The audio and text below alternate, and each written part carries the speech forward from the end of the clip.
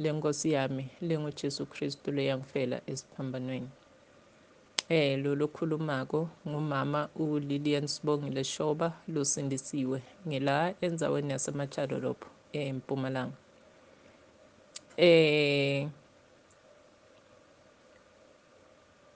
Uma ngifika egruphini yokucala lengangena kuyo ngoba ngangithanda kakhulu ku-browser ku-YouTube ngifunze nje ama-testimonies nebufakazi bebazalwane ku-internet naku-YouTube.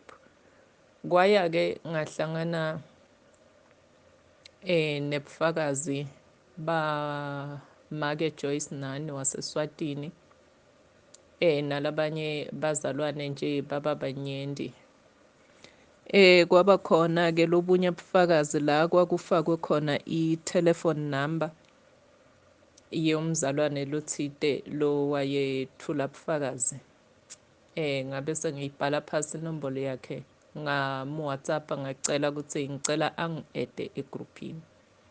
Kungi-eda kwakhe egruphini ngikoloku lokwenda ukuthi ngatane nebazalwane labanyenti ngaleyo ndlela leyo. Ngibonga uNkulunkulu ngalokho. So kule group leyo bekathi umuntu uma afaka intshumayelo noma afakaza noma athandaza, i-reaction yami bekutoba nguleti poko leti ngaphili leti khona la efonini yethu Sathane lakasifakele tona kulama smartphone. So benginekuwenda sithupha ngingende loku kokuhlanganisa tandla noma ngifake inhloko nje yemuntu lokhalako noma ngifake nje inhloko yemuntu lo hlekako.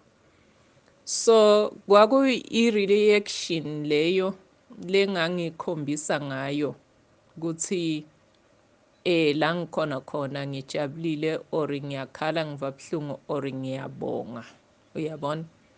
So kuleyo group leyo ngafundziswa ukuthi letinto leti asitisebentise.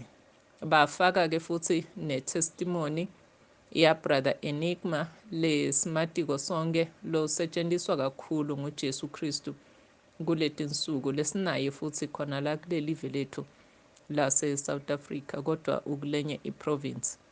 So kwachazwa ngayibona lento ukuthi no man ngiyakhumbula ekucaleni kwami kubona letinto leti ukuthi iyayikhona into leyayithi letinto leti atikalungi atifanelanga kusetshenziswa kuyini kona lokhu.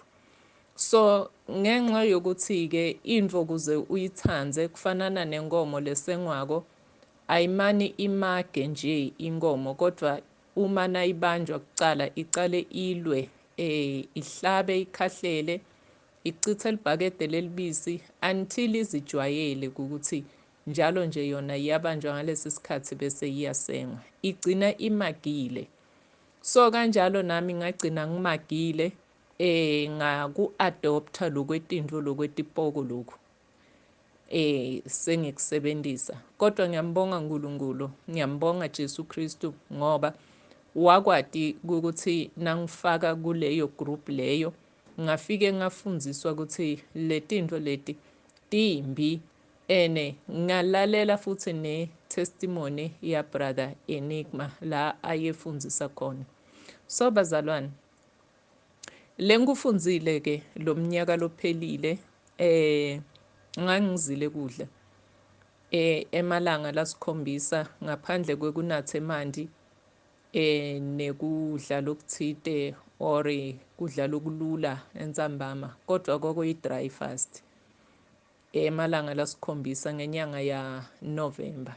Lengakufunza spiritually kimi kuthi letinto leti atikalungi tithuka simakadze tithuka Jesu Kristu letinto leti ngokwezikamoya, spiritually titfuka Jesu Kristu, kodwa thina sitibona tintfo letinhle letitfolakala kiwo lama-smartphone lesititsandzako kutisebentisa. Bengingatsandza kucwayisa abazalwane ukuthi asizameni noma mhlawumbe nje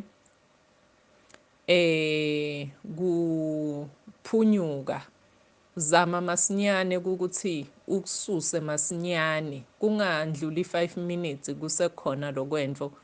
Uma ukucofuzile ngeliphutha kususe kusuke, ngoba lengikufundzile ukuthi uma kundlula 5 minutes of 10 minutes lento uyicofuzile, uma ukhutwa ukuthi siyacela ukuthi uyisuse lento le, uyayisusa wena isuke ngakuwe, kodwa isale yona inamathele ngala, ayisuki lula. Kufuna ukuthi ugcine udelete leyo message yonke, noma ngabe beyibaluleke kangakanani.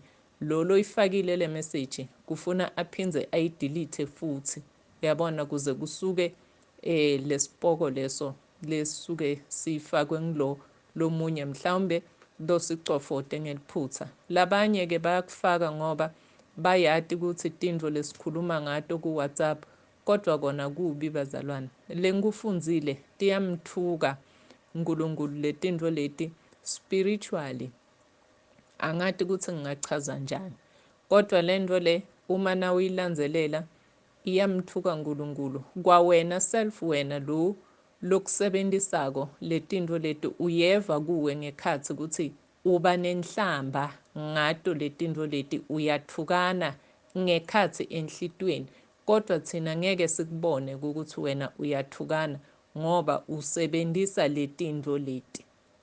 Niyangiva bazalwane?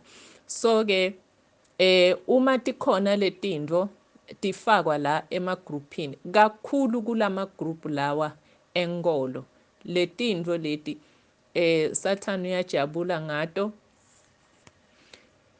Bese ke kuba khona umoya lotsite loye ube khona nje, lengeke ngikhone ukuchaza ukuthi ngidathi ngimoya lonjani, kodwa kuba khona umoya lotsite longasimuhle loba khona la emagroupini ngenxa yato letinto leti. So asizameni ke bazalwane bathandwa, bodzadzewethu nabomnakethu, kuthi sinqamule lokusebenta letintfo. Ema-messages ngiyati ukuthi esikhatsini lesinyenti siye sibe nemabhizinisi online, sibe nemagroup online la sitsengisa khona tinto, emabhodo sitsengisa khona timphahla, nani imikhicito letsite, ema-perfume, whatever.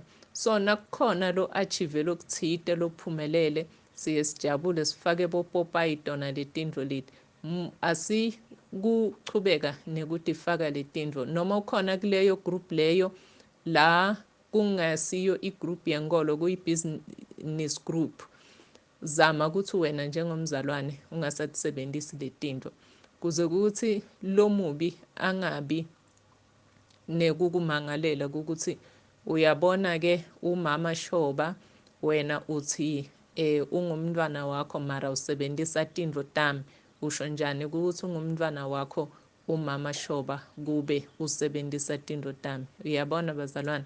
So tintfo etifana naleto ngito letenda Jesu ahlupheke, ahlala khala kabuhlungu, enhlitweni yakhe kungekho kujabula, ngoba ukhaliswa ngithi. Sibaluleke kakhulu kuye, sibaluleke kakhulu phambi kwaJesu Kristu, ngoba wasifela, wasisokolela ngamhla ayobethelwa esiphambanweni. So uJesu Kristu uyinkosi. Ngiyabonga bazalwane, nibe nobusuku obuhle. Amen.